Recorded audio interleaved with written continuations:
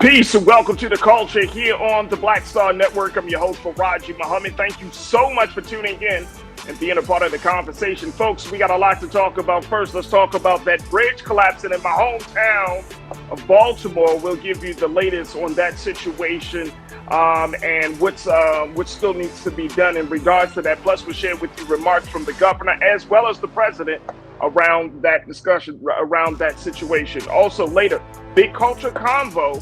We're going to talk about what has already happened with Diddy, but more importantly, will black music culture suffer from this latest blow as we talk about these allegations, this raid, the investigation. We're going to be checking in with our sister Tasha, former radio DJ, to give us the latest on that.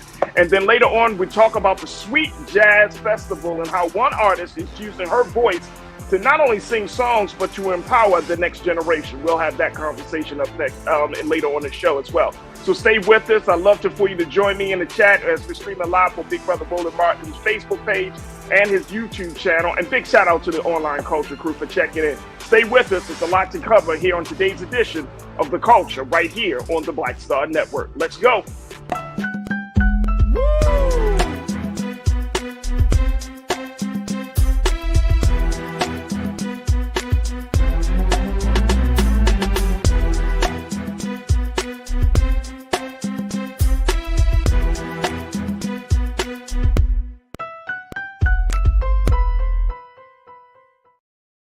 All right, folks, welcome to The Culture here on the Black Star Network. I'm your host, Farajii. Thank you so much for tuning in and being a part of the conversation. Folks, we got a lot to cover, but let me just share with you that if you haven't had a chance, make sure you go to our website today at blackstarnetwork.com. Download the app for free on Black Star Network. Make sure you follow us on social media at Black Star Network. And we ask that you give a little something if you enjoy the content, if you appreciate what we're doing, taking black media, taking our stories to the next level, especially in the digital space, then please, we ask for your support. And we thank you for all of those who have already given, but more importantly, we thank all of those who are considering giving to Black Star Network. So again, your support makes a world of difference. You can go to our website today at blackstarnetwork.com.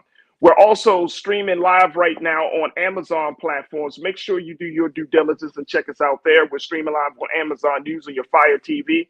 On Amazon Prime Video, you can find us there on the Prime Video app under Live TV, The News, or find us on Amazon.com under Prime Video, then Live TV, The News.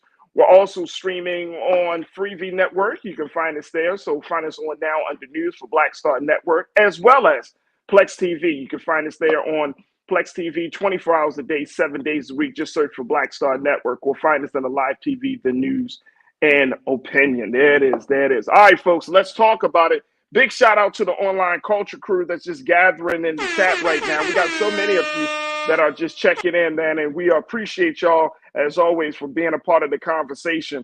And you could do the same, folks. Just join us right now on Big Brother Roland Martin's social media page. We're streaming live on his Facebook page. We're streaming live on his YouTube channel. And those are the spaces and the places where you can find the great online culture crew, where you could be a part of the conversation just as much as I'm a part of the conversation. We're having those discussions right now. So big shout out to the online culture crew. I see Ming, Lee, Natasha, Serge, Damon, Blissett, Pastor. Hope you had a great birthday yesterday, big brother. Brother Brian, Christian, Anastasia, Pageant. I see you. Pauline Hurt. I see you. You don't like my music. I see you. Who else we got here? Cindy D, Deidre Hall, Tiana. I see you. Ming, Lee, Natasha, Serge. I see you, Ming. Thank you for checking in as always. Lydia Brown. I see you. Thank you for checking in as always. Who else we got in the chat here? Karen, my sister Karen Connor. I see you. Shauna Marsh. Thank you so much as always. And folks, join us in the conversation. I'm looking forward to all of these folks having something to say as we have these discussions. First, let's talk a little bit about what's going on in the city of Baltimore, my hometown, as we saw a major bridge, the Francis Scott Key Bridge, folks. Those are the images right now as we speak. As you can see, there's a significant portion of the bridge that has fallen apart as a result of a ship that has hit one of the columns overnight at approximately 1:30, 1:37 a.m. this morning, Eastern Standard Time. A ship ran into one of the columns, causing the bridge to collapse. Look at the photos here. And this was a situation that was totally unexpected, obviously, but more importantly, it's a situation where folks are just thanking God for not being on the bridge. And it was a blessing that this situation happened at a time where a lot of folks were traveling on the bridge. There are still about 6 people that are being searched for as we speak, but there has yet to be any casualties to this fall. But this was a major, major landmark of the state of Maryland. It is one of the main routes to get from northern Maryland to southern Maryland, especially if you're traveling down to like the Ocean City area. And so this bridge was important, very, very important. I want to take a quick pause here. When we come back, I'd like to play some of the remarks from the Governor Westmore, as he speaks on it, as well as the president gave some remarks earlier today as well. So we're going to share those with you. So stay with us, folks. We still got a lot to cover in this first half of The Culture here on the Black Star Network. We'll be right back.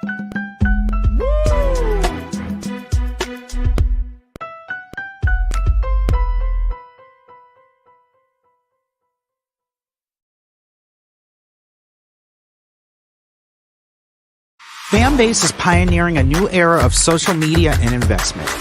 This next generation social app has already raised $10 million and has just opened a new round to invest. For details on how to invest, visit startengine.com/fanbase or scan the QR code.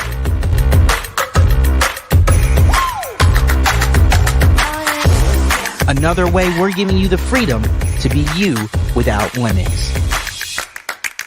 As bad as Trump was, his economy was worse, and Black America felt it the most. He cut health insurance while giving tax breaks to the wealthy and big business. He stoked racial violence, attacked voting rights, and if reelected, vowed to be a dictator and, quote, get revenge. We can't go back. As president, I put money in pockets, creating millions of new jobs, and capped the cost of insulin at $35 a month. There's a lot more to do, but we can do it together. I'm Joe Biden, and I approve this message.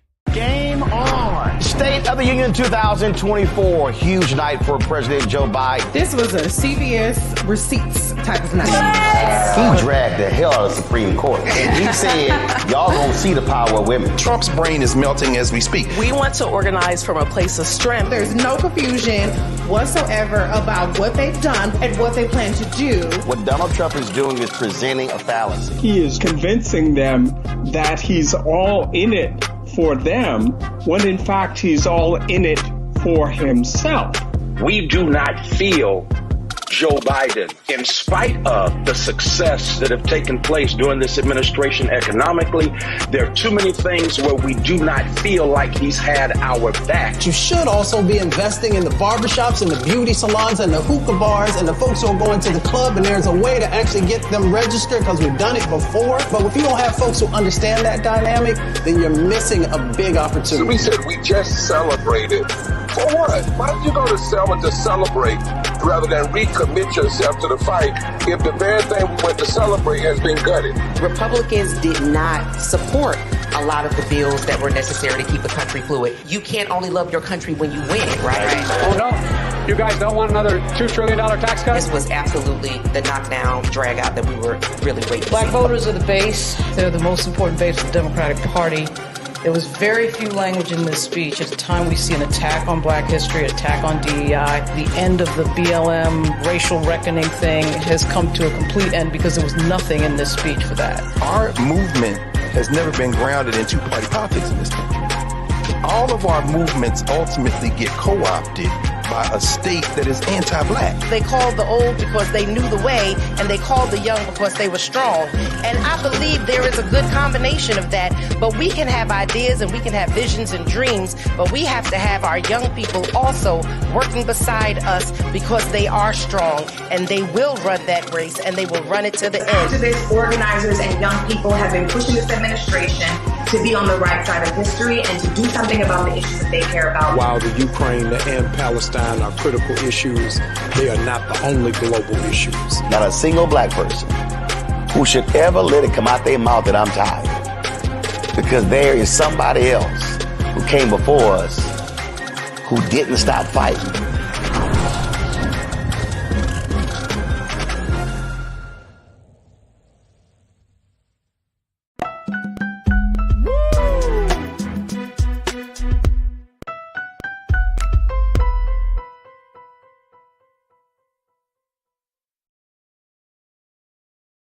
All right, folks, welcome back to The Culture here on the Black Star Network. I'm your host, Farajii Muhammad. We're talking about the bridge collapse in the state of Maryland, in my hometown of Baltimore.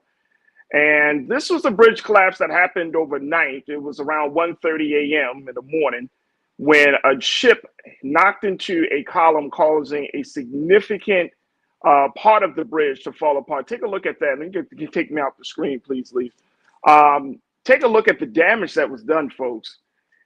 Right now, it has been estimated that about 80 billion with a B, the $80 billion worth of cargo may be put on hold as a result of this mistake, as a result of this accident.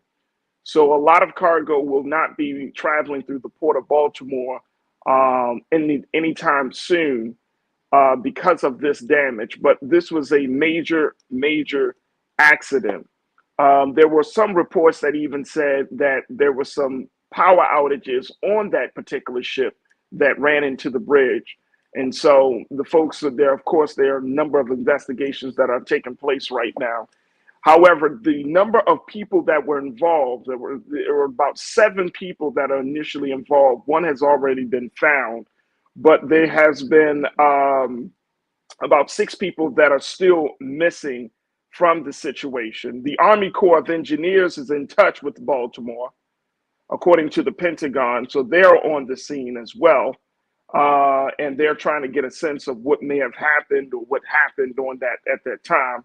I want to play just a little bit of what the Governor Wes Moore had said of the collapse of the 1.6 mile long 4-lane bridge. Let's listen to what Governor Moore has to say.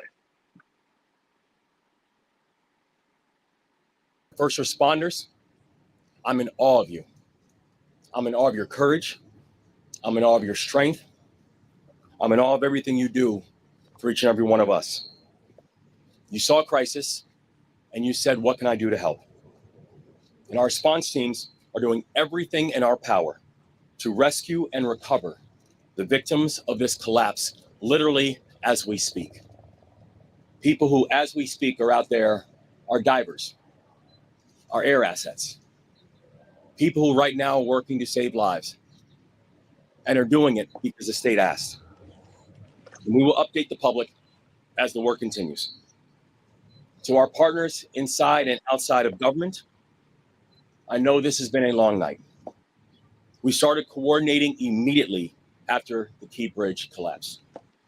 We've been standing together every step of the way, from our county leadership, to our city leadership, to our state leadership, to our federal leadership. And I'm grateful to call each and every one of you not just colleagues, but I'm grateful to call you friends. And to the people of Baltimore, and each and every one of the 6.3 million Marylanders who call our state home, I recognize that many of us are hurting right now. I recognize that many of us are scared right now. And so I want to be very clear about where everything stands. We are still investigating what happened, but we are quickly gathering details. The preliminary investigation points to an accident. We haven't seen any credible evidence of a terrorist attack. Our administration is working closely with leaders from all levels of government and society to respond to this crisis, and not but just by addressing the immediate aftermath, but also by building a state that is more resilient and a state that's more safe. That is our pledge, and that's our commitment, and we're going to keep that commitment. And lastly, to the victims of this tragedy and their loved ones, all of our hearts are broken. We feel your loss. We're thinking of you, and we will always be thinking of you. We pray for the construction workers who are on the Key Bridge, and we pray for everyone who has been touched by this tragedy and their families and all of their loved ones. But Maryland, we will get through this, because that is the Maryland spirit, and that's what Maryland is made of. We are Maryland tough, and we are Baltimore strong. So in the face of heartbreak, we come together. we embrace one another, and we come back stronger. That's what we've always done. That's what we'll continue to do. And that's what we're going to get done together. And we're going to pray for Baltimore. And I like that was Governor Wes Moore giving his remarks about what happened over the night in regards to the collapse of the Francis Scott Key Bridge. Like I mentioned, it connects from northern Maryland to southern Maryland, one of the few routes that you can take to get to southern Maryland.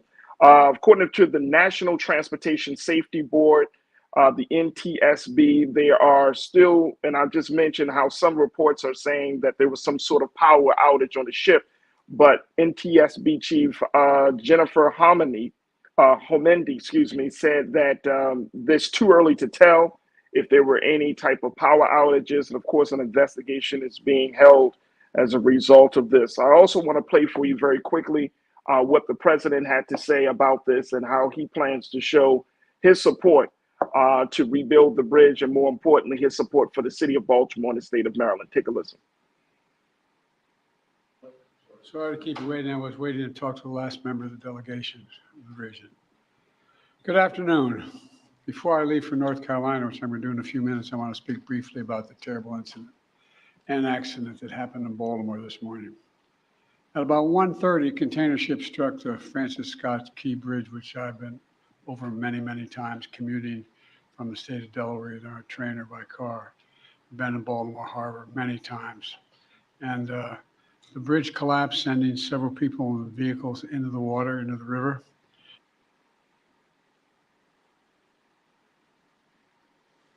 And multiple U.S. Coast Guard units, which are stationed very nearby, thank God, were immediately deployed along with local emergency personnel. And the Coast Guard is leading the response to the port, where representatives from the Federal Highway Administration, the FBI, the Department of Transportation, the Army Corps of Engineers, as well as Maryland officials and Baltimore Police and Fire, are all working together to coordinate an emergency response. Officials at the scene estimate 8 people were unaccounted for were unaccounted for. That number might change. 2 have been rescued, 1 without injury, 1 in critical condition. And the search and rescue operation is continuing for all those remaining as we speak. I spoke with Governor Moore this morning, as well as the Mayor of Baltimore, the county executive, both United States senators and the congressman. And my Secretary of Transportation is on the scene. I told them we're going to send all the federal resources they need as we respond to this emergency. And I mean all the federal resources. And we're going to rebuild that port together. Everything so far indicates that this was a terrible accident. At this time, we have no other indication, no other reason to believe there's any intentional act here. Personnel on board the ship were able to alert the Maryland Department of Transportation that they had lost control of their vessel, as you all know and reported. As a result, local authorities were able to close the bridge to traffic before the bridge was struck, which undoubtedly saved lives. Our prayers are with everyone involved in this terrible accident and all the families, especially those waiting for the news of their loved one right now. I know every minute in that circumstance feels like a lifetime. You just don't know. It's just terrible. We're incredibly grateful for the brave rescuers who immediately rushed to the scene, and to the people of Baltimore who want to say, we're with you. We're going to stay with you as long as it takes. And like the governor said, you're Maryland tough, you're Baltimore strong, and we're going to get through this together. And I promise we're not leaving. Here's what's happening now. The search and rescue operation is our top priority. Ship traffic in the Port of Baltimore has been suspended until further notice, and we'll need to clear that channel before the ship traffic can resume. The Army Corps of Engineers is on the spot and is going to help lead this effort to clear the channel. The Port of Baltimore is one of the nation's largest shipping hubs, and I've been there a number of times as a senator and as a vice president. It handles a record amount of cargo last year. It's also the top port in America for both imports and exports of automobiles and light trucks. Around 850,000 vehicles go through that port every single year, and we're going to get it up and running again as soon as possible. 15,000 jobs depend on that port, and we're going to do everything we can to protect those jobs and help those workers. The bridge is also critical for travel, not just for Baltimore, but for the Northeast Corridor. Over 30,000 vehicles cross the Francis Scott Key Bridge on a daily basis. It's virtually, it's one of the most important elements for the economy in the Northeast and the quality of life. My transportation secretary is there now. As I told Governor Moore, I've directed my team to move heaven and earth to reopen the port and rebuild the bridge as soon as humanly possible. And we're going to work hand in hand with the support of Maryland to support Maryland whatever they ask for. We're going to work with our partners in Congress to make sure the state gets the support it needs. It's my intention that the federal government will pay for the entire cost of reconstructing that bridge. And I expect the Congress to support my effort. This is going to take some time. The people of Baltimore can count on us, though, to stick with them at every step of the way until the port is reopened and the bridge is rebuilt. You know, we're not leaving until this job gets done. Not leaving until then. So I just want to say God bless everybody everyone harmed this morning and their families. And may God bless the first responders, who many of them risking their lives. And the reason I'm not going to take a lot of questions, there's remaining issues that are open that we got to determine what's going to happen in terms of the rescue mission. That was President Joe Biden giving his remarks on the bridge collapse earlier this morning. As you can hear from the president, a lot of traffic, 30,000 motorists travel over that bridge every day. And it is a major port for the country, especially on the East Coast. So there's a lot of work that has to be done. Cargo will be, as he said, suspended as a result of this tragedy and this accident. There are a number of different agencies that are on scene right now, including the Army Corps of Engineers, the National Transportation Safety Board, and many other agencies that are on the scene right now trying to figure out what happened. And more importantly, the city of Baltimore and the state of Maryland is looking forward to rebuilding the bridge, this significant route for a lot of Marylanders and folks outside of the state of Maryland. So we will certainly keep our eyes open, keep you up to date on everything that's been happening. And one of the things that I wanted to point it out is the fact that according to the search and rescue efforts, the main priority from the STSB, which is the National Transportation Safety Board, they have mentioned that even though there are these numbers that are coming out, we just reported about 6 people. The priority for them has been on the people that there are at least 6 people that are still unaccounted for, but there may be more, there may be less. It's still being determined. So everything is still open investigation. And of course, we'll do our part here on the Black Star Network, here on the Culture, and we'll Unfiltered in other spaces here on the network to keep you up to date. We got to take a quick pause. When we come forward, let's shift gears.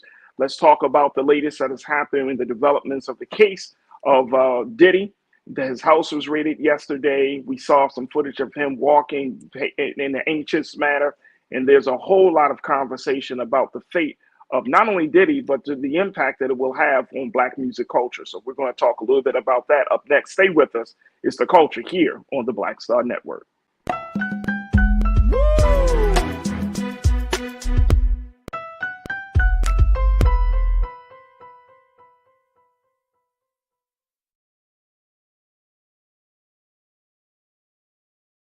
Fanbase is pioneering a new era of social media and investment.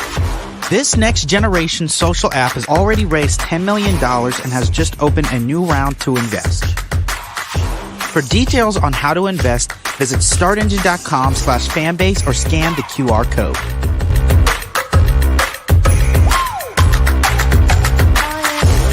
Another way we're giving you the freedom to be you without limits. As bad as Trump was, his economy was worse, and Black America felt it the most. He cut health insurance while giving tax breaks to the wealthy and big business. As president, I put money in pockets and capped the cost of insulin at $35 a month. There's a lot more to do, but we can do it together. I need you to scream for your new beginning. 5, 4, 3, 2.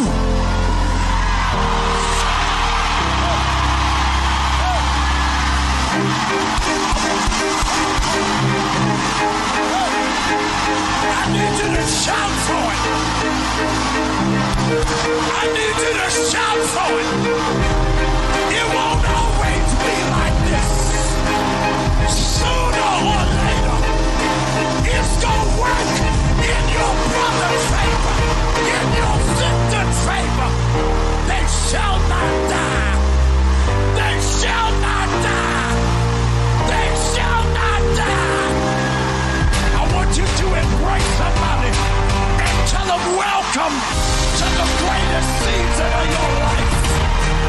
Hug somebody. Welcome.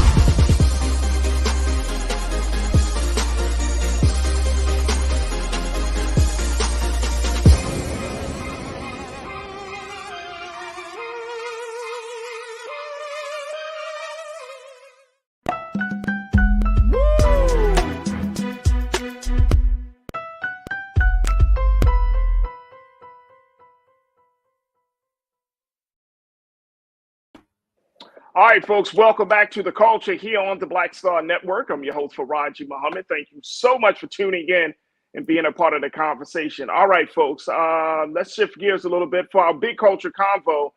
Let's talk about what happened yesterday here in Los Angeles and in Miami as federal investigators raided the home of music mogul and American icon Sean Diddy Combs. That's right. His home was raided here in Los Angeles in the neighborhood of Holmby Hills. And his two sons, Justin and Kristen, were in the home at the time that the raid took place. And the authorities took those two individuals in handcuffs. And then his home was also raided in Miami. Two residences that he has on a secluded part of the city was raided as a result of their investigation of his involvement in a criminal enterprise of a sex trafficking organization. These charges are serious, to say the least. And this is all stemming from two lawsuits, one from his former lover, Cassie, who talked about her personal experience of being with the music mogul for over 10 years and some of the trauma that the alleged trauma that she had encountered and experienced while with him. And then the other is from his former producer on his latest album, Mr. Lil Rod, who is a music producer, who alleges that that Diddy not only got him involved in some deviant sexual activity, but has gotten others involved as a result of his proclivities, and more importantly, has done these from state to state, from everywhere from New York to Los Angeles to Miami. And so it has caused the federal authorities to open up a whole investigation. And we're looking at this situation, not just talking about the raid, but talking more about the cultural impact of this as we look at one of the greatest influencers of Black music over the past 30 years going down the way it's all going down. So joining me right now is my sister Tasha Love, who is a former radio DJ. She's been part of the music community and industry for many, many years, and we're happy to have her join me today. Tasha, thank you so much for joining me once again. How are you feeling this afternoon? I feel great. Anytime I get the opportunity to talk to you, Farajii, I'm on 10. So thank you. That's awesome. That's awesome. Well, I appreciate that. Well, you came up in my head, and then we had to make it happen because I was like, if anybody knows some stuff, it's Tasha Love. Listen, and she was for those who don't know, Tasha's been doing radio work and she's been doing media and music work for many, many years in some of the major markets such as Atlanta and other places. And she has a lot of relationships with folks within the music community. First and foremost, Tasha, seeing these images that we have seen, social media has just exploded. Like when I got off the show yesterday, right? And I'm just, scrolling. Then all of a sudden, I'm seeing an NBC News exclusive. And then I'm seeing ABC News. And then next thing you know, it's all on the Shade Room. And it's on the Jasmine brand and all these places. And the next thing you know, I'm thinking to myself, like, oh, this is serious. Oh, this is very serious. And before we begin, I just want to send my thoughts and prayers out to the community and the people of Baltimore as we move into this story here. This was devastating to me. And I have to be honest with you. Yeah, like you said, I've been doing radio and I've been doing media for so many years, over 20 years. I'll just say that.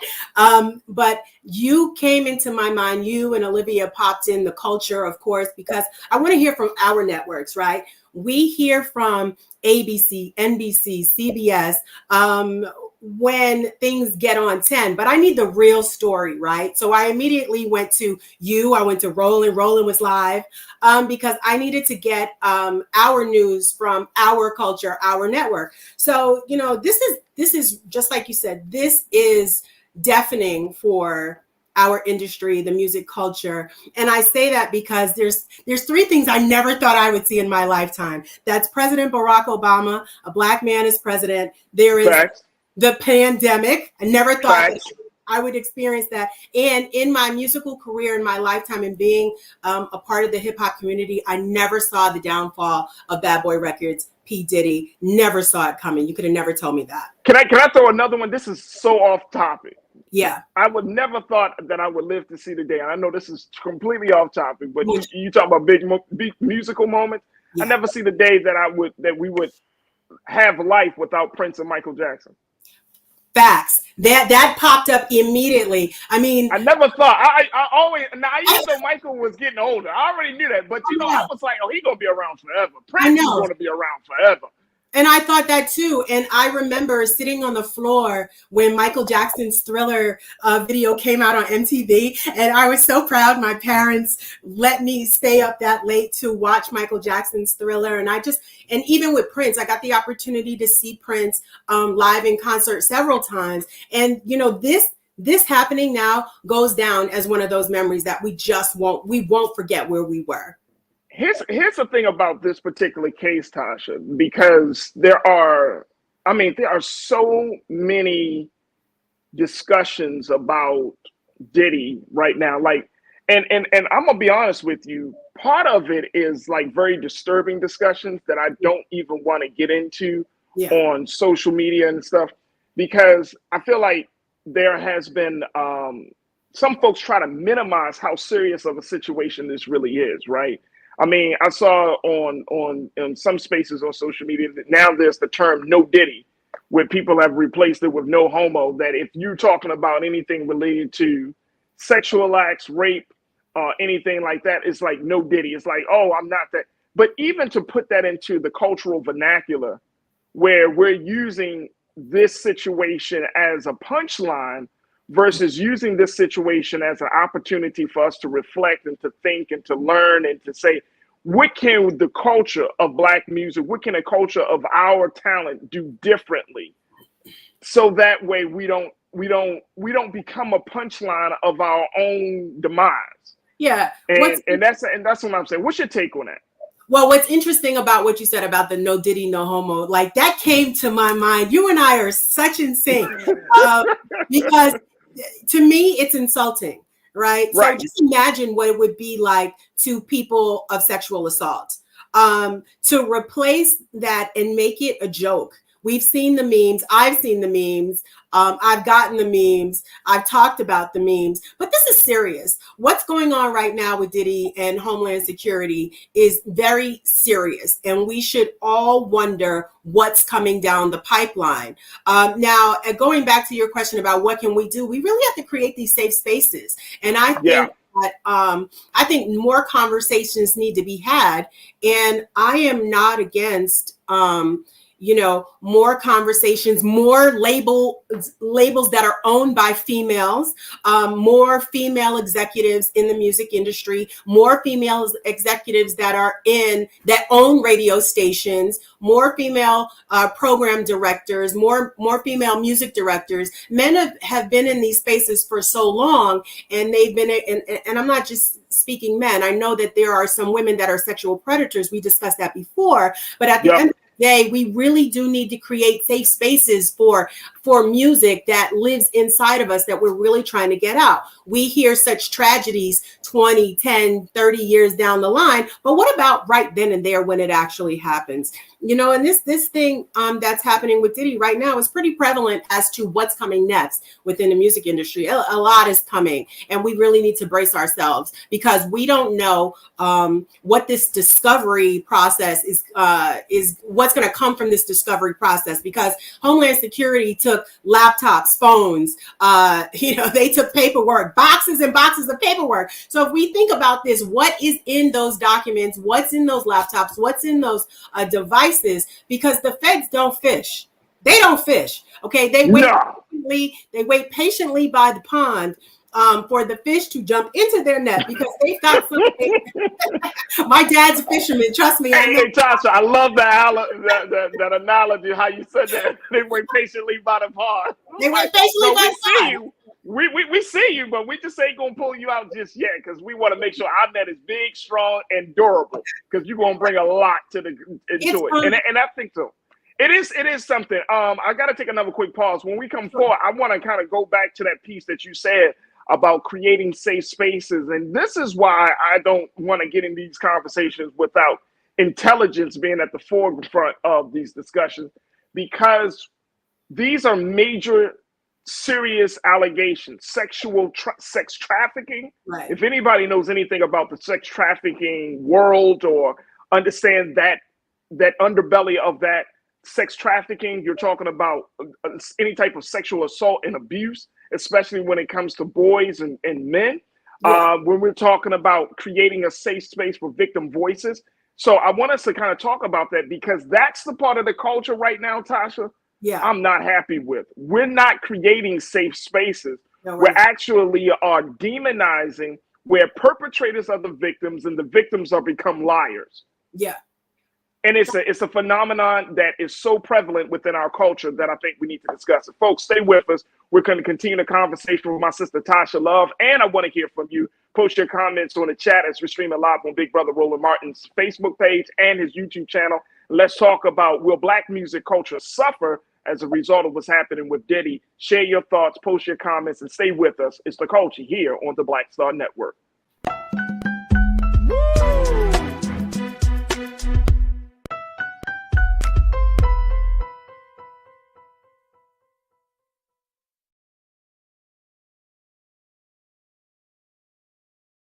Fanbase is pioneering a new era of social media and investment. This next generation social app has already raised $10 million and has just opened a new round to invest. For details on how to invest, visit startengine.com/fanbase or scan the QR code.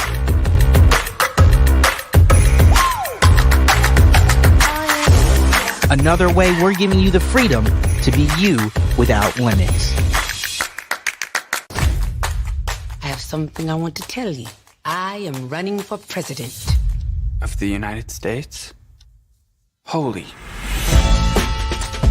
I'm paving the road for a lot of other people looking like me to get elected. Brooklyn's first Black representative.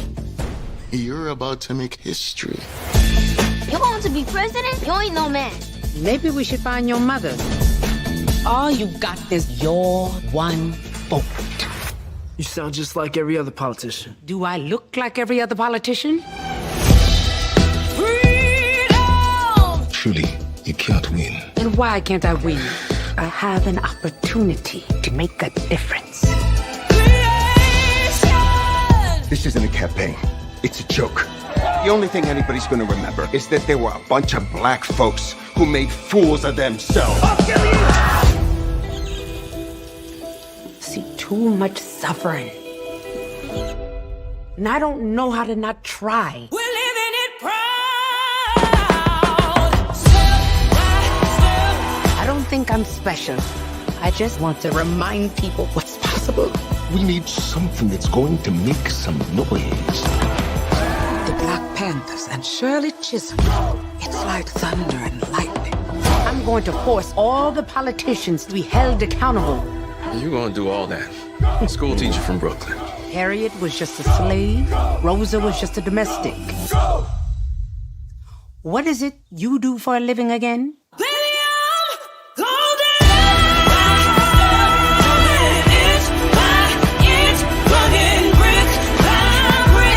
The people of America are watching us.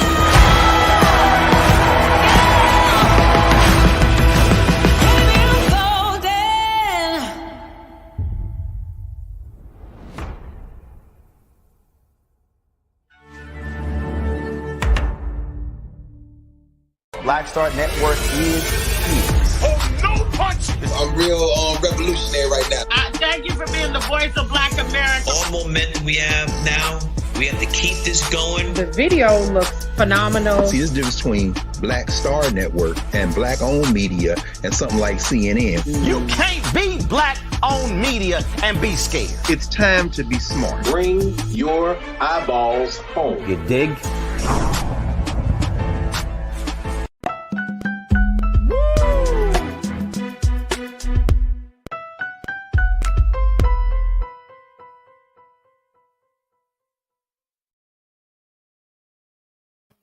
All right, folks, welcome back to The Culture here on the Black Star Network. I'm your host, Farajii Muhammad. We have been talking about the latest situation, the latest developments with Sean Diddy Combs, as we kind of piece out how this will impact Black music culture and so much more. I'm joined by my sister, Tasha Love, who is a former radio DJ. She's one of the key voices within the music community, Black music community. She's joining us live from Atlanta, Georgia. And Tasha, I wanted to kind of put some time on creating safe spaces for victims to be heard. And this culture, our culture, hip hop culture, is kind of like unforgiving in a lot of ways when it comes to this. And this is probably one of the biggest areas that we can grow in as a culture and as a people, where we are not laughing at victims, but we are believing victims, and that those in power who are alleged to be perpetrators, they're not seen as victims. And I've had so many conversations. You and I talked about this before when it came to R. Kelly situation, and I'm seeing even more now, of course, with Diddy, because I think this situation is much bigger than R. Kelly because of the impact, the role that Diddy has played. I mean, he wasn't just a talent. He was making careers. He was building careers. He was an architect of music, of Black music, for so many years. But even more so than that, it's just the fact that we still have a problem believing the victims. And some of us go as far as to say, oh, well, she shouldn't have been there at night, or he shouldn't have did that. And we blame, we victim blame. And it does not bode well when you're talking about a culture that really, as much as the quote unquote Me Too culture or any type of movement that calls for accountability to take place, it hasn't truly hit the hip hop community the way it did. Do you think this is going to change those conversations, that it will essentially change how we talk about victimhood, especially when it comes to allegations of this nature? Well, I think that's a great question. Unfortunately, I just can't answer that because this is bigger than me. It's bigger than you. And it is bigger than the hip hop community. As much as I would want to say, yes, there's going to be safe spaces and, open dialogue. Is it really? Because then at the end of the day, isn't it going to affect the bottom line of the music industry? And isn't the music industry just about selling records and getting, awards and accolades and, all those things? Take a look around. This is my career on the wall, and I busted my butt to get it. And, and thankfully I had a lot of help along the way. I had one great program director who was on my team, who believed in me, who promoted me. And then I had another one who was not so kind to me, constantly reminded me that I was a female, constantly reminded I wasn't good enough, despite hundreds of artists asking for me by name, asking what my opinion is on their music, as much as I want to say, and then made and constantly put me in my place. And to the point where everything that I thought I knew, I questioned everything. And now we have to question whether or not the up and coming artists believe in themselves. What was Cassie's mind frame when she was going through what she alleges against Diddy? What was the female producer going through when she was writing for Cassie? She now has a lawsuit. Lisa has a lawsuit. Joy has a lawsuit. Little Rod has a lawsuit. we're constantly reminded by people of power where our place is. So what do we need to do to get to that place of power so that way we don't feel incompetent in the positions that we earned, that we work for? So do I hope that the music industry will change? Absolutely. I think Queen Latifah said it best when she said ladies first. However, we also know Malcolm X quote that the most unprotected female in the world is the black one, most disrespected. So, it's not just women that are being now sexually assaulted allegedly, but it's also now men. And so are we only listening now because it's a man? Are we only having these discussions because little Rod brought this to the forefront after Cassie filed her 30 million? Well, after she filed her suit and then got 30 million the next day. I mean, as it was settled, what are we really saying here? What are we really, how far deep does this go? I think that's the big question. And then what will happen in the future? But what I can tell you, based upon a previous conversation on our first discussion, our last discussion, remember when I said this, Farajii? I said, I bet we won't get another Bad Boy album. And I'm standing on that. Now let me say this. From Diddy's side. Now, if Christian and Justin want to come out and rebuild the label, that's a whole nother thing. I give it at least 10, 15, 20 years down the line. But now is not the appropriate time. I think now what we need to do is we can form all these coalitions, right? I can go, let's say tomorrow I go and I create a female music coalition. There's also NABFEM, which is the National Association of Black Female Executives in Music. Which I was a part of, by Johnny Walker. But at the same time, where are these safe spaces for females? Like, excuse me, but not just for females, but for men. How about we just be decent human beings? Come on. I mean, look. I mean, that's, hey, Tasha, look. Here's one of the things, because as much as I'm talking about the victimhood, here's the other part about it. We have to get out of our minds that just because you may see somebody on TV or you may listen to their music or you go to the movies and see their face, right? That means that they are inherently good people. Yeah. They are morally sound people, right?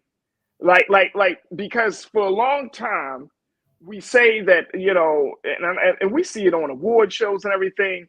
When a person gets an award, they stand in front of all the people. They stand in front of America and say, "I'm blessed." I'm essentially saying, "I've been anointed to be in this position." Yeah. And as a result of that, because of this, and I know this might sound far-fetched to some, but I'm gonna bring it home. Capitalism. When you look at wealth, capitalism will make you feel like, oh, because you're wealthy, you're a better human being. When in fact, that's not the case. That is not the case. Just because you're wealthy doesn't mean that your character is better, or your morality is better, or that your heart is bigger. That's not the case. Capitalism make you, oh, he got more money, they're blessed, therefore they're anointed, and if you're poor, that you have the worst character.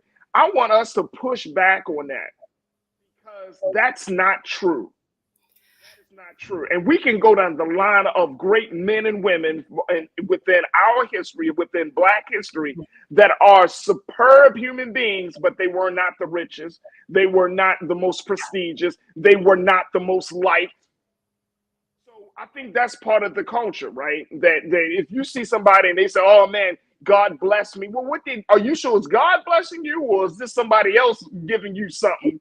You know what I'm saying? Because I mean, last time I heard, the devil can also offer a little something. Hello.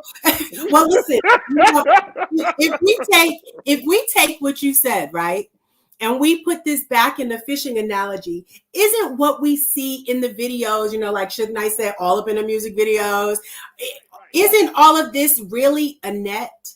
Isn't it really the net that attracts the young females, the male groupies, the female groupies, people in general, the hangers on? They want to be a part of that. So when we're talking about capitalism, we're talking about the billion-dollar music industry and how interesting and how exciting and how illuminating it is to people, because we want to get to that level to where we're known, to where we're number one on social media, to where if we say jump, somebody will say, "How high do you want me to jump?" Or "What can I go and get?" get you. At the bottom line, it still falls back to what our morals are, right? What am I willing to do to sell out myself? And do I have somebody behind me? I got a team of people, my parents, my best girlfriends. I've got family behind me that are watching me. And not only that, Farajii, it goes back to what you and I talked about. We got 10-year-old boys.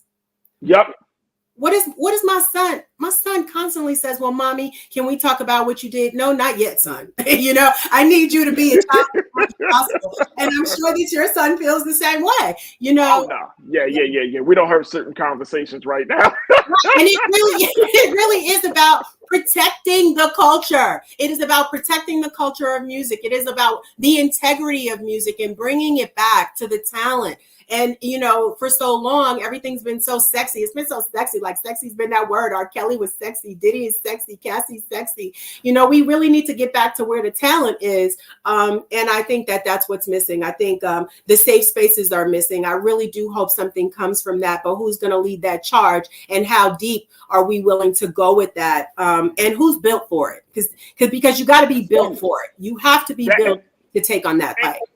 And I think, and you don't like my music, you posted something I really like. You say Black people aren't immune from the corruption of power and wealth. Yes. Yeah. Yes. You don't like my music. You're saying it right on. Black people aren't immune from the corruption of power and wealth. I came across a piece earlier this morning, Tasha, preparing for the show.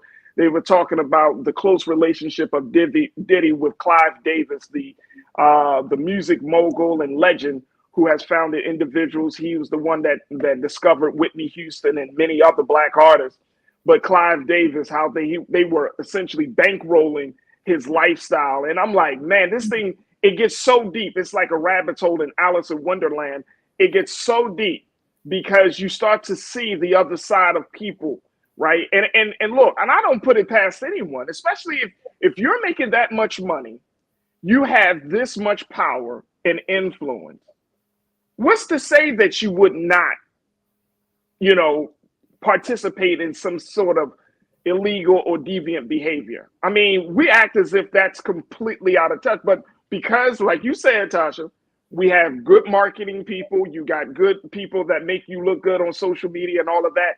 We emotionally attach ourselves to individuals and say, you know what? No, that's a good person. They would never do that. When in reality, we don't know. We don't know. And but if you got the means and the resources and certainly the time and the space, anything can happen. I'm not putting it past anyone. Right. That said, especially in the music industry. Yeah.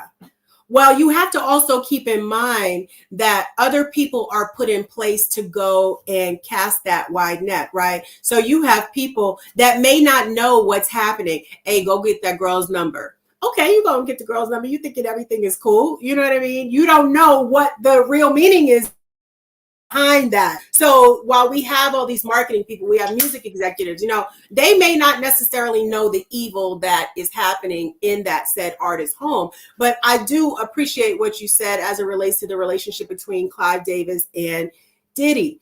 Listen, what really I'm waiting for Farajii, and me and you will have conversation, Olivia will have conversation, but I want to know what's going to come up in Discovery. I want to know what else is coming, because we have to look. This could possibly be a learned behavior based upon these allegations. Okay, so what was he exposed to? Because remember, at one time, he was the man, like he was the grind. That's the person you wanted to get your mixtapes to. That's the space that you wanted to be in. So if this is true, where did it come from? What was learned? What was he exposed to? Allegedly, if these things are happening, where did it come from? This just didn't happen out of the blue. Same thing. No. As it relates to R. Kelly, R. Kelly will tell you the story and he'll say, well, when I was a child, my babysitter or my sister's friend or whomever touched on me. I had, relations with the older woman. Okay, so it was a taught behavior by an adult, an assault on a child, which then made him go out and allegedly do the same thing, right? So now we have these, discovery things and Homeland Security and the feds popping up. We just have to sit back and wait. We have no answers right now. All we have is pure speculation. We got to wait. Gotta wait. Look, I gotta take a quick pause. When we come back, let's continue the conversation on the other side with Tasha Love and you. I got more of your comments checking in. Folks are checking in from all around the country. I appreciate y'all for doing that. Look, stick around. We still talking more Diddy and the impact on Black music culture on the other side here on The Culture on the Black Star Network.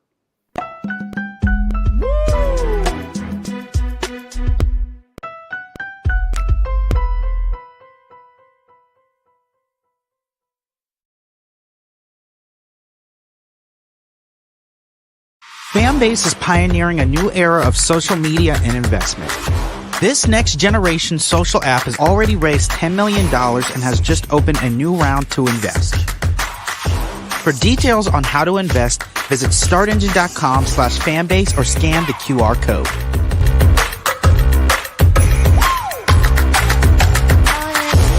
Another way we're giving you the freedom to be you without limits.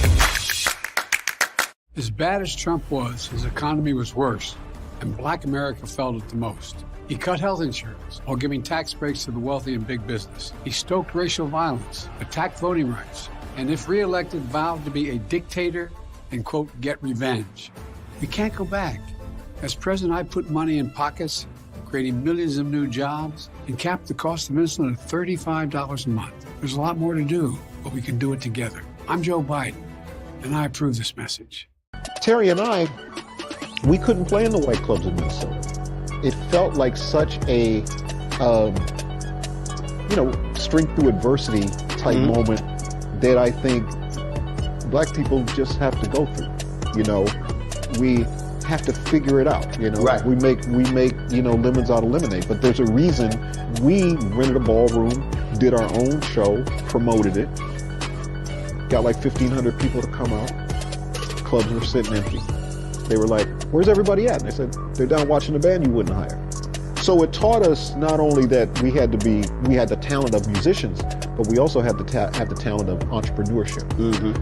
It wasn't like a seat at the table. It's like, no, let's build the table. That's right. We got to build the table. And, that's right. And that was the thing. And of course, after that, we got all kinds of offers. Of course. Right, to come play in the clubs. But we didn't do it. We said, no, we're good. No, we're good. We're good. And that's what put us on a path of national. And of course, when Prince made it, then it was like, okay, we see it can be done.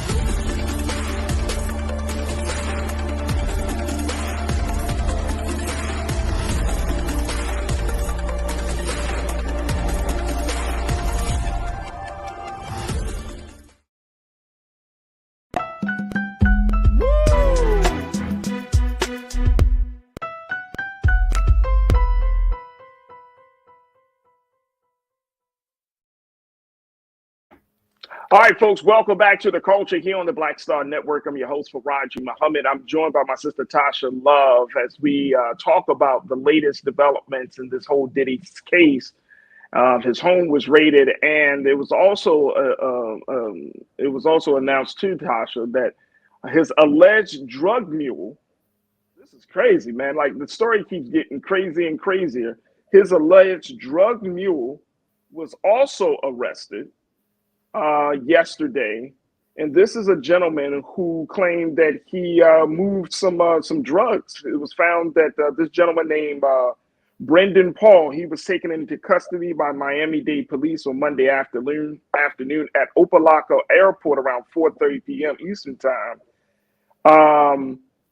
The police were in Miami were working alongside Homeland Security agents when they made the arrest of Mr. Paul, who is an alleged accused mule that was moving some sort of weight, some sort of drugs on the behalf of Diddy. Listen. Rolling Stone, this is what Rolling Stone reported.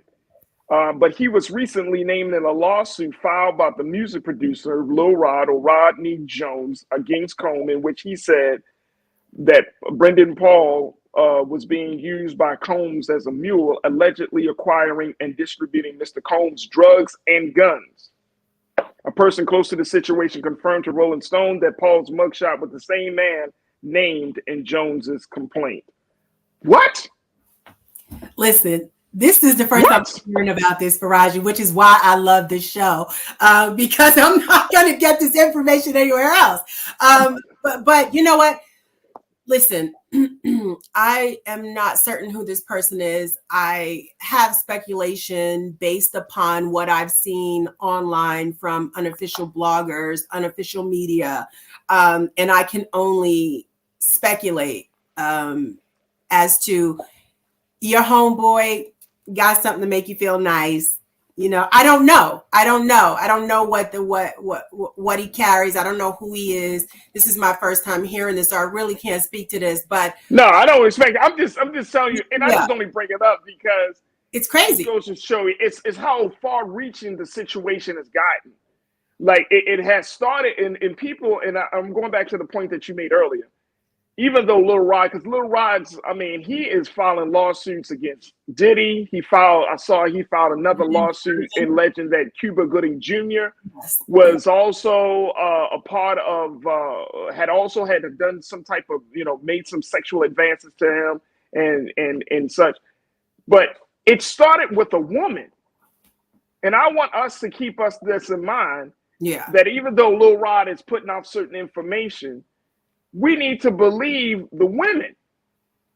I'm talking about Cassie. I'm talking about the sister who says she was 16 or 17-year-old when Diddy, and other executives and other folks in his team, right, gang raped her. We gotta change this, because this is getting ridiculous. That, like you said, you gotta wait until man says something and then everybody start moving and shaking. But Cassie, it was her that said, look, I went through some serious situation being with this guy for 10 years. And I know what some people would say. Well, why did you stay around? And see, that gets into a very, very slippery slope of blaming the victim, because we don't know the type of influence and emotional trauma and power that women go through. And I'm gonna say that women go through, and some men who are involved in abusive relationships, where mentally you don't even have the will to think outside of that, of your trauma, outside of your pain. Well, I agree. And it goes back to what we said the last time when I said, why did Little Rod stay? Like, what was that? I mean, I still have my own questions, but who am I to question anybody else's trauma, right? I don't know what was promised to them. I don't know what was held over their head. Cassie alleges that there was video. Okay, that's a tactic. That's a tool, right? So that right there within itself is a mind screw, right? Because what it says is, I got you. And if you leave, nobody's going to believe you if you try to say anything. So again, we still go back to the allegedly word, which I can't wait to be able to confirm as opposed to allegedly. But I agree with you. We really just don't know. And as it relates to a drug mule, listen, they saw Diddy getting on the plane at 3 p.m. in Miami after the raids. Now, Diddy alleges that he was going to take his kids on spring break. We know Christian and Justin were at the house. Where were the twins? We really don't know if he really was going to go to Antigua. We really doesn't know where he was going to take those kids. But we know that the plane went there. Then there was a whole bunch of speculation that he was running. Then there was a whole bunch of speculation that he was, flying to New York, flying to Antigua, flying all these places. We really don't know. And that's the unfortunate part about it, because we're building, going back to the blogs and everything, unofficial media outside of the Roland Martin Network, Black Star Network, and the culture. We really don't know what's going on. But I will tell you this. I think that we need to pay more attention to what women are saying. And I think that it starts by, maybe we should go back and listen to what Dee Barnes was saying. Facts. Can we get that taken care of first before we start giving him a Grammy? Like, I'm all over the place with it. But again, I have my own issues with the hierarchy of the broadcasting industry, music industry, as it relates to male executives in positions of power. Now, Diddy is not the highest level in the music executive industry. Right? No. There's more coming, or we want to know, why is he being thrown under the bus? Here's the thing, though. Here's the thing, and that's Tasha. Yeah, man. No, because here's the other thing, though, because we act like black men can't harm people. Even successful black men can't harm people. Facts. It's not an attack. If the man has a record Yes. Look, NBC News did this profile piece of all of Diddy's legal challenges and issues. And this was about a month ago when this stuff started to really to come out from Cassie's lawsuit. And if you go back to the early 90s, this man has been involved. Now, this is not alleged. This is stuff that's on public record. But he has had his run-ins from everything from shootings to fights to people dying, all types of stuff. All types of stuff, right? Mm-hmm. And so it's not just like, oh, they just want to take down a successful black man. Come on, man. Like, look, let's stop it. Let's hold our people. And this is the part, this is the other part. Yeah. Hold them jokers accountable, man. Because I don't want to stand for somebody just because I like the way their feet, the music moves my feet, or just because I like the way they come across in an interview. Right. If the person has a history, that's what I'm looking at. Right. Now, it's one thing, this is his first offense. He just kind of got thrown into a mix. But it's another thing when you see a history of violence or a history of sexual deviancy, or there's some history there, a pattern there, then you got to start asking yourself the question, like, maybe this person is, maybe because everybody can't be lying, as some of the crew members say, everybody can't be lying. At some point in time, it goes back to what Maya said, when people tell you who they are, you got to believe them. And, I think that we've been seeing who these predators are within the industry for quite some time. If we choose to believe it, then we do. If we choose to just, diddy bop our way through it, that's what we're going to do. I think that us having these conversations in these spaces really does shed light on how we are covering it up or ignoring it. Or we want to save the perpetrator. Right. And then we don't, and we make those who are actually victims come out as cross as liars. Yeah. And this is happening. And look, this is not only happening, you and I know this too, Tasha. This type of trend doesn't happen just in music or in politics. This happens within our own families, man, in our own communities, where we can't even talk about Uncle so-and-so or Grandpa, this person, or his cousin so-and-so, because guess what? They, no. You misunderstood what happened, or no, let's keep this quiet. Right. And sexual abuse, sexual violence, sexual assault, all of this continues to be a very, very destructive, a very destructive way to destroy the black family. And secrecy keeps that stuff alive. Well, it goes back to what we said the last time. Again, you and I have covered this when we said it's important to have these conversations at home. I don't care who it is. I've told my son, if at any point in time you feel uncomfortable around anybody, especially somebody that I have introduced you to, you need to come to me and know nobody's going to kill me. Nobody's going to come home, in the middle of when we're sleeping and kill me because you told anything. Forget that. If at any point in time you feel unsafe, you need to let me know. And my parents have also said that to me and made a safe space for me. However, there are other people's homes where they don't get that level of support. And it really goes back to the mentality, how beaten down, how downtrodden is the person feeling to where they believe that their abuser is their source for everything. For eating, for food, for housing, for clothes, for everything. And so really, again, it goes back to creating a safe space. But how do we do that? What is it? For me, again, it starts at home.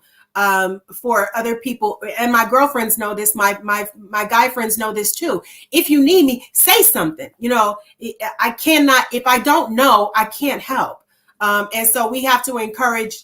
I go speak at schools all the time. We do have to encourage our young children to speak up. And again, we also have to create that safe space for grown women. Absolutely. Absolutely.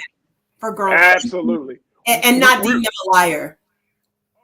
Absolutely. Absolutely. We're going to take another pause, but Victorian Balcony Chronicles, thank you for checking in, Nick. You said facts issues never are ever addressed, and then you grow up and don't realize that you are still traumatized and it affects all your relationships. Absolutely. Absolutely. Look, folks, we got to take another quick pause. When we come back, let's get some final remarks from my sister, Tasha Love, and I'm going to share more of your comments. Stay with us as we talk about these latest developments in the case against Sean Diddy Combs here on The Culture on the Black Star Network.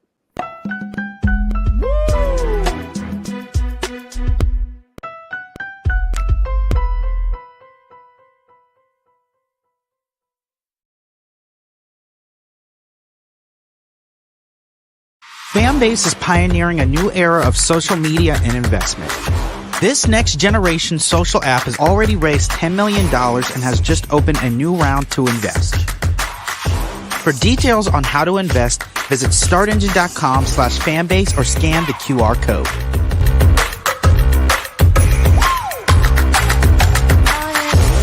Another way we're giving you the freedom to be you without limits. As bad as Trump was, his economy was worse, and Black America felt it the most. He cut health insurance while giving tax breaks to the wealthy and big business. As president, I put money in pockets and capped the cost of insulin at $35 a month. There's a lot more to do, but we can do it together. When you talk about blackness and what happens in black culture, we're about covering these things that matter to us, speaking to our issues and concerns. This is a genuine people-powered movement. There's a lot of stuff that we're not getting. You get it, and you spread the word. We wish to plead our own cause. Too long have others spoken for us. We cannot tell our own story if we can't pay for it. This is about covering us. Invest in black-owned media. Your dollars matter. We don't have to keep asking them to cover our stuff. So please support us in what we do, folks. We want to hit 2,000 people, $50 this month, raise $100,000. We're behind 100,000, so we want to hit that. Y'all money makes this possible. Checks and money orders go to P.O. Box 57196, Washington, D.C. 20037-0196. The Cash App is $RM Unfiltered. PayPal is R Martin Unfiltered. Venmo is RM Unfiltered. Zelle is Roland@RolandSMartin.com.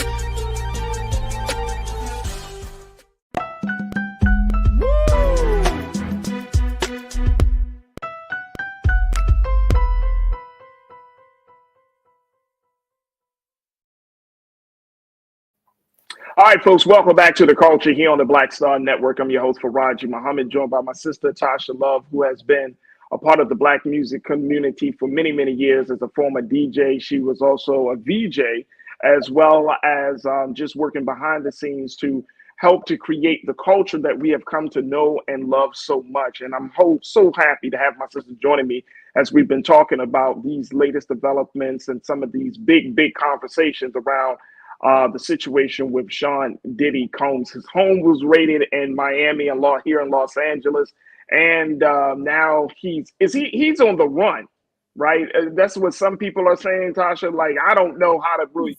It's kind of weird because I'm reading all these different reports. I don't know whether he's running or he's just been held, and there's so many. And again, there's still a lot of unanswered questions about his whereabouts, about how he's moving, and all of that has happened over these past 24 hours. But this is a very, very serious situation. And my only hope is that we can have some nuanced conversations within the culture about everything from sexual activity, sexual assault, to victimhood, to talking about the role of the importance of having Black executives and understanding and respecting young Black artists and independent artists. Like, there's so many things that come from this because of Diddy's influence over these past 30 years. And it's very sad. Like, we're hearing all these details, but I wanted to be clear to our watchers today that we got to look at the facts for what they are. Right. Tasha said it, and I'm going to say it to the end of this year. See things as they are, not what you hope and wish for them to be. Facts. And even though these are some serious allegations, now the feds are not going to bust into your house off of a hunch. No, they're not. And not only that, but what we also can't do though is we can't assume that this is related to Little Rod, right? Because the feds don't move on our timeline. They have their That's true. timeline. They have their own timeline. And this has been going on for quite some time. But guess what? We're not in the loop. You know, they know what they're searching for. They know what they're looking for. And then as it relates to your question about where Diddy is, I don't know. I don't know. But what I will say is that there have been no criminal charges against him. So quite honestly, he could go to and fro wherever he wants to go. The last time that we've seen him, thanks to another industry entertainment magazine, they have footage of him and their topic was their headline was, "We got Diddy pacing back and forth in front of the airport." And I watched the video and I was like, he just seems like he's on the phone. I walk around when I'm on the phone, and he look. I don't know though, Tasha, because he looked quite like. Well, I was going to say, wait, let me. Now, what I was going to say is, now he looked like he was on the phone, but it looked like it was a very intense conversation. And you could kind of hear the conversation, but this is after your children have been detained. Your children were sitting in handcuffs. Quite honestly, I'm a New Yorker, I talk with my hands. I would be flailing my arms, having serious expressions of anger. But I don't know where he is. You know, the last speculation is that he's in Miami. I personally would not have gone to Antigua, where his plane is, and my children have been detained in LA. I would be on a flight going to LA to go comfort my children. And I want to also point out that's, you know, we still have to go back to what Christian's mom, Misa, when all this dropped out, first thing she said was, "Not my son." So you can't tell me that mom didn't get on a plane and go to LA to go find her son, or tell him pack a bag and come home. So we really don't, you know, we really don't know where he is. All we know is that there's a much bigger issue, which means I'll be back. To talk to you some more about it, but yeah, I think maybe this opens the door for a deeper conversation, for a better organization to come forth that will protect victims. And I agree. Do you think that we will see, you know, now, and of course 50 Cent, who has been trolling and has been really he's been kind of leading the charge against, you know, making sure that this stuff is coming up. I saw that he was trolling Jay-Z and saying, "Hey, oh, Jay-Z is involved. Where's Jay-Z?" And now it's like it's getting to be this other thing. How do we kind of bounce back from this? Because you and I know, we work in this industry. A lot of people, regardless of hearing these stories, may hear, you know, they might read the lawsuits. These people still want to be a part of the industry. People come out to Los Angeles, to Hollywood, to become big superstars. Atlanta now, right? Atlanta is huge now. I have a lot of my friends that have moved from Baltimore to Atlanta now. I'm the very few that moved to Los Angeles, right? They're like, "Boy, you need to come down to Atlanta." And I'm like, "Look, I love LA, so I'm good." But my thing is, at this point, do you think that pipeline, and more importantly, that motivation is going to end? That people are going to, especially parents, right? Parents of young girls or younger women, parents of these young guys who are trying to get into the music industry. How does all of this play out? I mean, yeah, we know about a Harvey Weinstein. We know about all of those things. But this is Black culture here, right here. Diddy represents Black culture. He represented the quote unquote the best of Black culture when he did great things. And now he's representing some of the underbelly of Black culture, and as it relates to power and wealth and corruption. So how do we make sure that the pipeline doesn't continue to kind of feed this type of machine of abuse that we are seeing right now? You can't. It's all ego. But I'm going to speak to the 3 points that you made. The first one about Jay-Z. Listen, my favorite Jay-Z album is Reasonable Doubt. No question. Come on. Down. So, you know, if we take a look at the way these album titles are going, it's kind of forthtelling. So I don't know what the plans are in the pipeline as it relates to other artists. Now, when we start to talk about, you know, what do we see coming out of all of this in the music industry? Well, there was the movie Who Got the Juice, you know. Right. Tupac got killed, somebody else got the juice. And you have to understand, when you knock off the biggest peg, there's room now for somebody else to come through. You know? And do they do it the same way? Do they follow the same formula? What were they taught?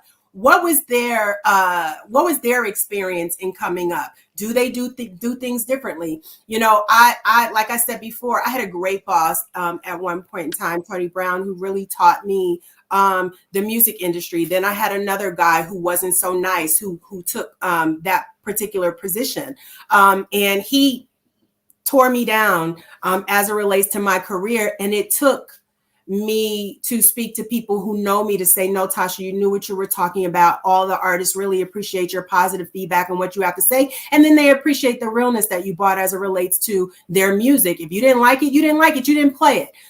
But we have to understand who the teachers are in this game. And we have to hold those teachers accountable. That's right. Because all of this is a learned behavior. It is like having a good boss versus having a bad boss. A bad boss is not a leader. A good boss is a leader. He's the one rolling up his sleeve and getting in the trenches. So, you know. So here's the thing, though. Here's my only thing to that. And I know we got to take another quick pause. Yeah. Here's my only thing to that, right? And I got to bring you back on. Don't worry, Tasha. I'll bring you back on, right? But here's my only thing, because when people hear that, they say, oh, it's a learned behavior, therefore he should not be held as accountable. He should not feel the consequence. No, and I know you're not saying that. I'm just making a point that at the end of the day, just like if we talk about R. Kelly, any of men who have gotten into abusing children, abusing men, abusing women, at the end of the day, these are grown ass men who know the difference between right and wrong. That's all it comes down to. Now, if they were abused, if they were taught this how to abuse, at the end of the day, they still have the ability to determine right from wrong. Correct. And I believe in castration. So let me say that. Okay. That's another conversation, Tom. Right. But if it were your son or if it were my son, I get it. No, trust me. Trust me. Look. I don't go easy on this. I don't give a damn about your status. I damn sure don't care about what's in your bank account. Right. You see what I'm saying? Like, at the end of the day, you can tell me, like, man, I went through a rough childhood. Yeah, pick a number, bro. Right. And that is not an excuse for you to behave this way. Hey, Tasha, matter of fact, that should be the first motivating factor to make you not do it. That's right.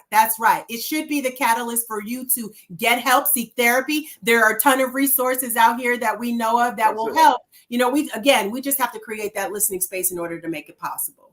There it is. My sister Tasha Love. Tasha, how can people find you and keep up with the work that you're doing? Well, you can find me on the X platform, formerly known as Twitter, under Tasha Dime Peace. Peace is with a PC, Tasha Dime Peace Love. And you can also find me on Instagram under Tasha Love Style. But most importantly, you can find me here with you, Farajii. Hey, look, it's already done. You coming back on. Tasha Love, my sister, checking in as we talk about Diddy. And of course, we'll continue to have her on as more developments around this case comes out. But Tasha, thank you so much for your time. And thank you for being so good for the culture. I truly appreciate you. Absolutely. All right, folks, we got to take a quick pause. When we come forward, let's talk about the Sweet Jazz Festival and how one singer is using her voice to not just to entertain, but also to empower the next generation. Stay with us. That conversation is up next here on The Culture on the Black Star Network.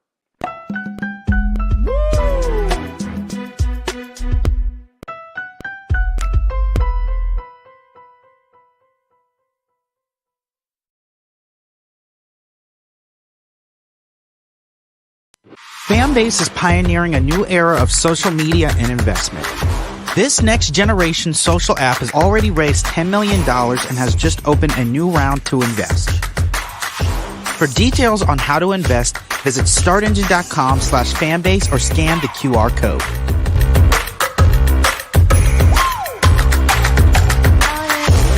Another way we're giving you the freedom to be you without limits.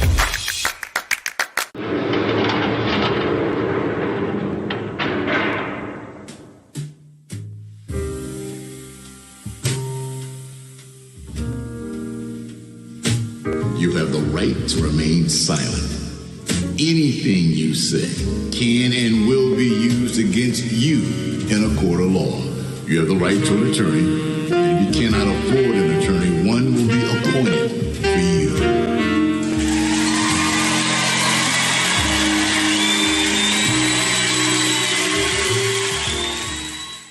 When you talk about blackness and what happens in black culture, we're about covering these things that matter to us, speaking to our issues and concerns. This is a genuine people-powered movement. There's a lot of stuff that we're not getting. You get it, and you spread the word. We wish to plead our own cause.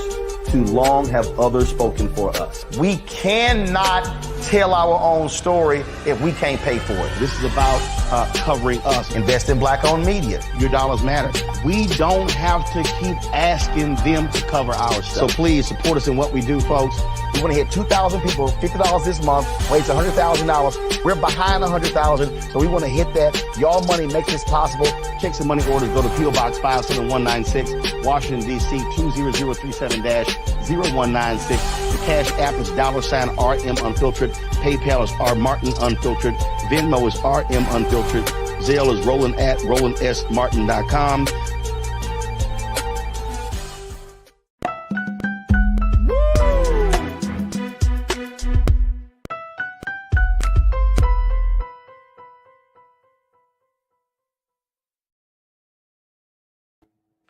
All right, folks, welcome back to The Culture here on the Black Star Network. I'm your host, Farajii Muhammad. Thank you so much for tuning in. As we close out today's show, let's close it out on a very, very high note. And I'm saying that with all, what is that, as literal as possible.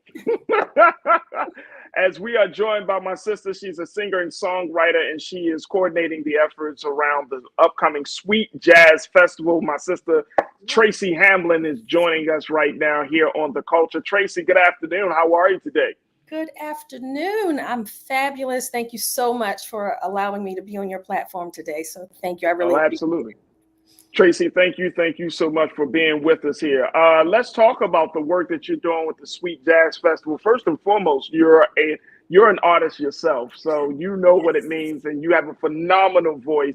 But you're taking the genre to the next level because you're leading the way to host the Sweet Jazz Festival, which is not just about getting people entertained through music, but it does like have a party with a purpose where you're empowering the next generation as well. Talk to us about that. Absolutely. Well, my story is when I couldn't get a record deal, I started my own record label. When I didn't get booked for gigs, I became a promoter, started and created my own events. And when I didn't get booked for festivals, I created the Sweet Jazz Festival. And what I love about my path pursuing a career as a singer is that it led me to it allowed me to pursue my passion, but also allowed me to find my purpose, which is giving back to my community. So along with bringing in amazing international recording artists, we use music as a force to give back to the community. So with our 2-day upcoming festival on April 19th and 20th, we're going to give away 4 music scholarships and 2 donations to local charities. One is the Young Kings Movement.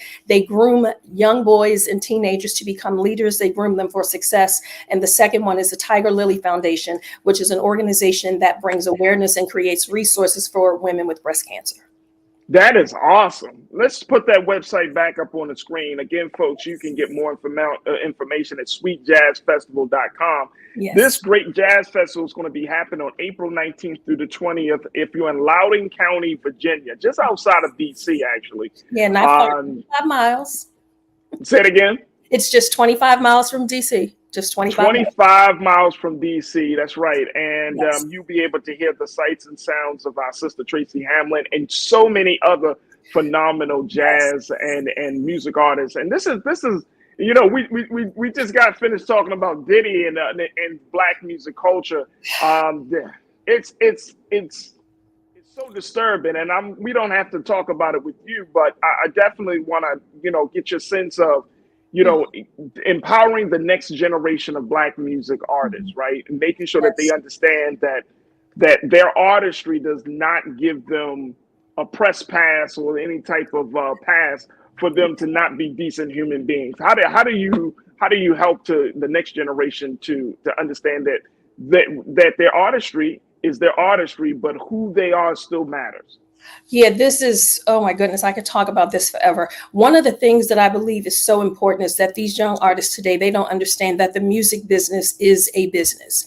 And for me, pursuing a career as a singer, when I tell you it saved my life, it changed my life. But I think it's important for people not to look for the easy way out, and they have to understand it's time for them to roll their sleeves up. And in this day and time with the internet, it's so much easier for you to be able to basically create your own path, because that is what I have done. I mean, I performed in 58 countries. I have 7 albums all on my own label, and I created my path so that nobody can hold anything over my head or dictate to me how I do things. And another important thing is that these artists, they need to, I think it's very important for them to continue to perfect their crafts, but understand you can't be willing to wear one hat. I mean, I'm a singer, I'm the record label, I'm a promoter. Now, folks don't have to do all the different things that I do, but you have to be willing to stretch yourself, and you have to be willing to invest in yourself and take the risk, because that is one of the best ways for you to maintain control. Like, for instance, I own all the masters to the music that I've done. So I haven't put myself in a position where I had to be compromised, because I have consistently led the way and did things on my terms. And I mean, and I'm glad that you brought that up, Tracy, because I'm reading and I've heard that there are a lot of artists that now have taken the independent route. Right. And I'm talking about some of your major artists from different genres that have taken on the independent route. Right. Is this a sign that this is the way for Black music culture to be preserved and not to be tainted by, the bureaucracy, the corruption of the traditional music network? Is this the best route for Black music artists to take? I think that it is, because everybody won't agree that it is the best route. I think that it is absolutely a great route, because when you look at everything that's happening in the news and how all of these artists are coming out talking about how they had to sacrifice everything in order to make it, as I listen to these stories, and I'm very much connected to all of that. I mean, I was a Grammy trustee for 4 years. I worked for Def Jam. I was connected to Bad Boy back in the day, work as a promoter, working with some of their artists. Wow. And as these stories came out, what I realized was that I had been protected because I created my own path. I created my own destiny, and of course, with lots and lots of prayers, but I was protected because as I watch these stories and I hear from the victims, a lot of these victims I met at some point in time. And so I just thought, wow, I have been protected. And in all of my times of being frustrated because I had to do all the work, I didn't realize I was protected, and I've been blessed above and beyond because I've not been in any of those situations, but I was in all of those rooms. You were in the rooms, but you were not on the table. You weren't on the table. There you go. I was not on the table. I was not on the table. You were not on the table. Yeah. Yeah. Our sister Shanna Marsh, one of our great culture crew members, she said ownership is everything. Lori Parks, you also said the same thing. That's what I'm talking about. Own your masters. I want to take a quick pause here, Tracy, and we're going to take our final break. But when we come back, let's talk a little bit more about the work that you're doing with making sure the next generation is supported. So we'll talk about that. Folks, continue to post your comments. We're talking to Tracy Hamlin. She is a jazz singer, jazz songwriter. She's also the owner of the Sweet Jazz Festival that's going to be happening next month in Loudoun County, Virginia, April the 19th through the 20th in Loudoun County, Virginia. Make sure y'all pick up your tickets if you're in the area, but more importantly, make sure y'all stay tuned. We're going to have more conversation with our sister Tracy on the other side. So stay tuned. It's The Culture here on the Black Star Network.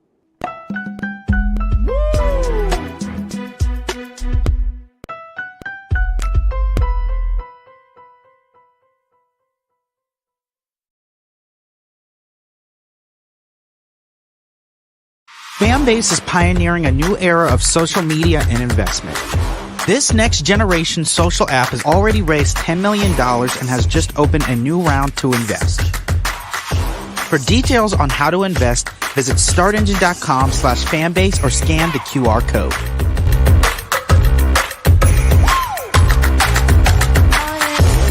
Another way we're giving you the freedom to be you without limits. Black Star Network is here. Oh, no punch! I'm real revolutionary right now. Thank you for being the voice of Black America. All momentum we have now, we have to keep this going. The video looks phenomenal. See, there's a difference between Black Star Network and black-owned media and something like CNN. You can't be black-owned media and be scared. It's time to be smart. Bring your eyeballs home. You dig?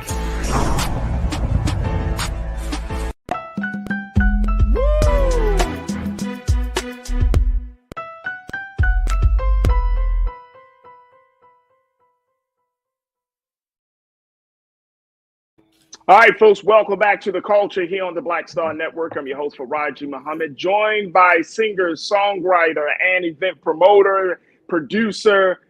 She's a person that has done some great work in the music industry, our sister Tracy Hamlin.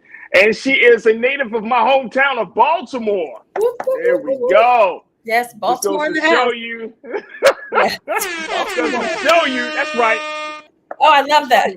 There's some jewels coming out of Baltimore. Yes. Can I also tell you that I not only do jazz, I do R&B, and I also do house music. So, but I'm using the platform of jazz for the Sweet Jazz Festival. But yes, and I'm classical. I went to the Baltimore School for the Arts and Peabody Preparatory. Wait a minute. Hold up, Tracy. Hold up. Because I went to school for the arts as well. So did I. But I'm sure I came out before you did. But yes, I went to the Baltimore School for 3 years and, of course, majored in classical music, which created my foundation as a vocalist. And it's why I've been able to travel and sing in 58 countries and with asthma and allergies, not have any vocal issues because my foundation from School for the Arts in Peabody is absolutely amazing. Shout out to School for the Arts in Peabody. Come on. Hey, yo, can we give him a little couple? We got to get Tracy some horns right now, because this is crazy. This is crazy. Yes. So the Sweet Jazz Festival is my baby. I'm super excited to announce that Lamborghini just came in as a sponsor. And that is really, really huge because they tell everybody no from what I understand. So we're going to have 2 Lamborghinis on display on Friday and Saturday. So you guys want to make sure your face is in the place. You can get your tickets from sweetjazzfestival.com. And it's Friday, April 19th. And Saturday, April 20th. And when I tell you, these amazing artists are about to blow the roof off the place. And I will be performing on Friday night and Saturday night as well. I'm about to say, you got to put yourself out there and performing, right? Yes. You got to put a little something out there. All right, real quick question from our culture crew, and folks are checking in. Mm-hmm. Cindy D, she asks if you started in hip hop, what made you turn to jazz? Did you start in hip hop? No, I actually did not start in hip hop. I was somebody that grew up. I listened to all genres, even today. Like one of my favorites is country music because of the quality of the production, because I'm a singer, songwriter, producer, engineer. So I started out straight R&B. And the hip hop piece came because of management that I was working at the time. But I mean, it brought so many amazing learning curves. And because of my experience and my time with Russell Simmons and Def Jam, it really helped to shape the businesswoman, the organized businesswoman that I am today from that experience. So I dibble and dabble in a little bit of everything because every genre of music has characteristics in it that came from the genres before. And I'm always about growing and becoming better and stronger. So I listen to all genres because I learn a piece of something from everyone. That's beautiful. That is beautiful. All right, I wanna at least let's pull up off of her website the artist that she's gonna have, because folks are asking, well, who's gonna be at the Sweet Jazz Festival? Is it somebody that's worth my time? I want you to name all of the artists that you got lined up for the Sweet Jazz Festival. Absolutely. And when I tell you all of them, many of them are currently riding the top of the Billboard jazz charts. We can start with Marcus Anderson. He used to play with Prince. He's an amazing saxophone player. He has his own jazz festival in the Carolinas. Jeff Bradshaw, who is our headliner on Friday night, he played with Jill Scott for many, many years, and he currently tours with Patti LaBelle. And how many trombone players besides Trombone Shorty do you know can sustain a solo career? So I just went to see Jeff in Philadelphia 2 weeks ago, and his show was absolutely amazing. We have Alton McClain, who is the widow of Skip Scarborough. Skip Scarborough wrote Lovely Day, Can't Hide Love, Don't Ask My Neighbors, Giving You the Best That I Got. And she does a tribute to him in her show. She also is the lead singer from a group called Destiny from back in the day, and her big hit was called It Must Be Love. So we're mixing a little bit of the young with the old. We have Karen Briggs, who's a violinist. She toured the world with Yanni for years, and Diana Ross fired her string section and hired Karen. When I tell you, Karen, when she performs, because I've done a lot of events with her, she gets a standing ovation after every single song. Yeah, another artist from the area is Art Sherrard. He has a huge following in the DMV area, and he's going to be the house band for Friday night, but he also has a set as well. We have Adam Hawley and Julian Vaughn. They have been riding the top of the Billboard Jazz charts. As a matter of fact, somebody called me 2 weeks ago and said they were listening to Watercolors Radio, and it was artist after artist from Sweet Jazz lineup. So that made me feel like, wow, I really did a great job of choosing these particular artists. So I'm super excited. They're all full of energy. So it's not going to by any means be a boring jazz concert. These artists are all about engaging their audience. They're super talented, and their music is absolutely energetic and full of quality and substance. Come on. When was the decision, or how was the decision came to say, okay, not only are we going to provide this fantastic jazz show over the weekend, but we're also going to donate the proceeds to these two organizations. How did that come about, and how serious or how important is that for you as the founder of Sweet Jazz Festival?